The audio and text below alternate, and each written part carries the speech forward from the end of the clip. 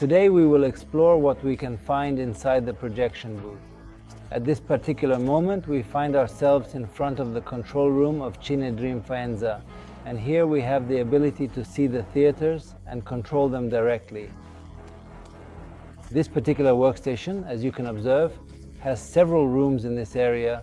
On my right, the atmosphere room by itself over there on the left, of which we have the ability to switch on the lights, switch off the lights, initiate the projection, or select the kind of image to project, or more precisely, the majority of the tasks performed here involve preparation.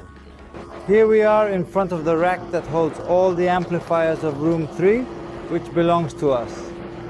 Dolby Atmos room, and also the 2 decks used to direct audio signals to their respective channels with precision and clarity. Here we are next to one of the 8 projectors in the Cine Dream cabin. The noise you hear is coming from these fans located nearby. At this moment, the machine is projecting, and therefore the lamp must cool down. Specifically, this is the Atmos room machine. So in this area, you will find the Dolby Atmos server that is specifically designed for the Atmos room. Typically, this is an empty area. The animal projector is consistently the same, but the server is positioned outside of the machine at all times. Now we find ourselves in the same position we previously utilized when dealing with film. We still have the chance to accomplish it when we have a unique and specific review process. However, our press can be found in Catozzo. It is used to join and put together 2 pieces of film when necessary.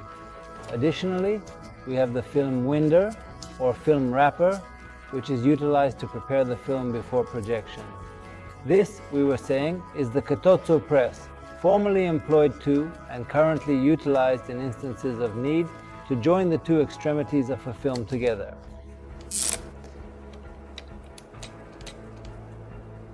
Using the tape and then utilizing the press machine,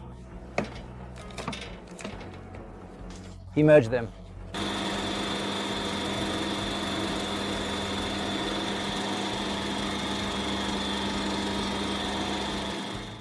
To not miss any episodes, subscribe to the channel. Thanks, see you